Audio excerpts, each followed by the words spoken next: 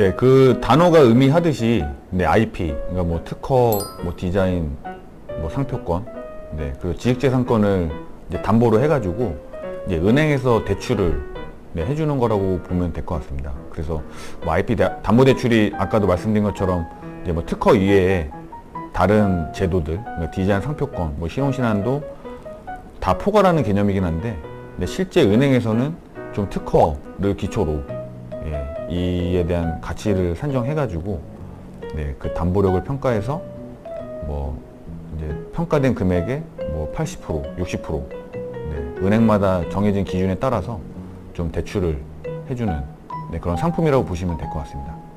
근데 IP 담보대출 자체는 이제 은행에서 예, 취급을 하고 있고요.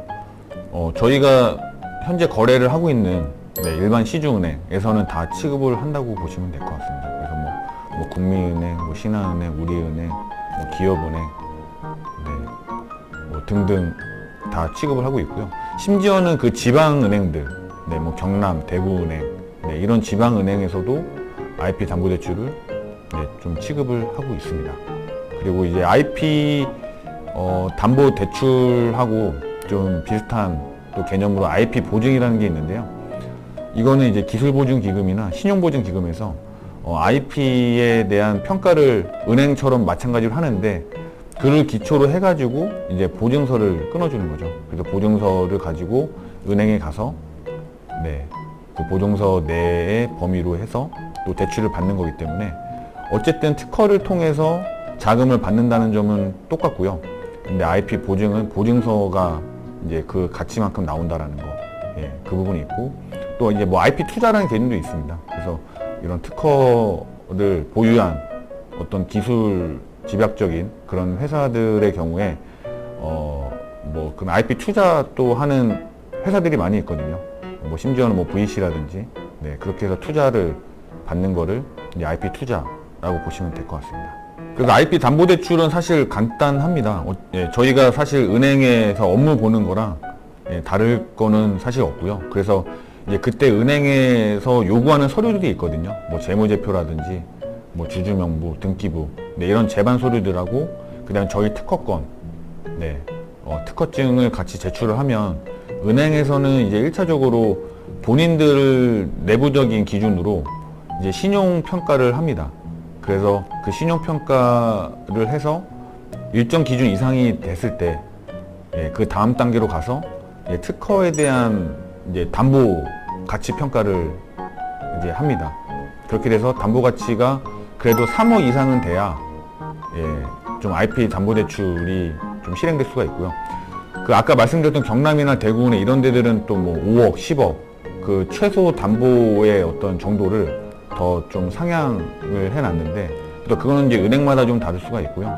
네, 그렇게 해서 최종 이제 대출 금액이 네, 결정되게 됩니다. 그래서 좀 IP 담보대출이기 때문에 뭐 특허만 있으면은 물론 될 것 같다는 생각이 드시겠지만 네, 은행에서는 어쨌든 내부적으로 예, 신용평가를 한다는 점을 좀 유의를 해서 근데 어쨌든 같은 어떤 대출이라고 하면은 그러니까 어쨌든 대출을 받아야 되는 상황이라고 하면은 당연히 IP 담보대출이 예, 물론 이제 한도는 특허 가치에 따라 달라지겠지만 어떤 금리 면에서 유리하기 때문에 그래서 많이 활용을 하는 것 같습니다.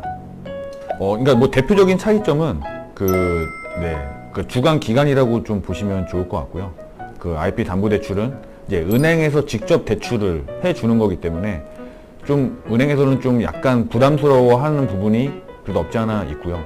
근데 IP 이제 보증 같은 경우는 이제 기술보증기금이나 신용보증기금, 뭐 신용보증재단, 네, 이런 데에서 그 특허와 기업의 신용평가를 해서 기술 신용평가를 해서 IP에 대한 이제 담보력을 평가를 하고 그 한도 내에서 보증서를 주는 거기 때문에 결국에는 은행에서 나가는 거는 네, 똑같은데 IP 보증은 이제 보증기관에서 보증서가 한 번 더 나오기 때문에 은행에서는 굉장히 사실 더 선호하게 되는 거죠.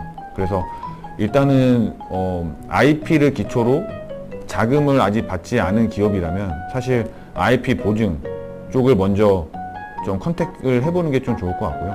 그리고 예, IP 또 담보대출 네, 그렇게 좀 타진해 보면 좀 더 실효성 있게 자금을 받을 수 있을 거라는 생각이 듭니다.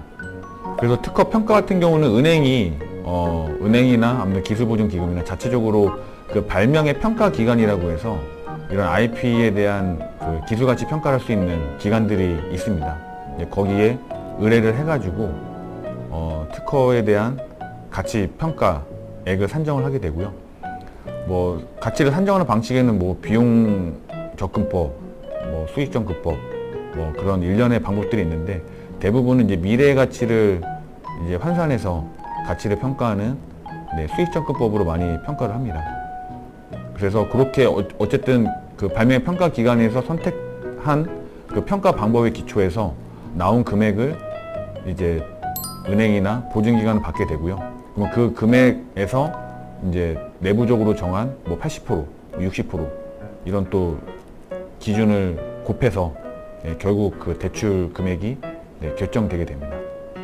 근데 일단은 뭐 사실 IP 담보대출이라는 말이 나온 거는 그 이제 이전 정권부터 나왔던 창조경제 그 시대부터 좀 나왔던 컨셉이긴 합니다. 그래서 그때 시작은 됐는데 사실 뭐 최근 들어서 굉장히 좀 활발해졌다라는 좀 생각이 들고요. 그래서 작년 같은 경우만 해도 이 IP 관련돼서 자금이 1조 정도 좀 풀렸다고 하고요. 순수하게 IP 담보대출만 해서도 그것만 해도 1조가 넘는다고 합니다. 그 IP 보증도 좀 적지 않게 자금이 좀 풀리게 됐고요.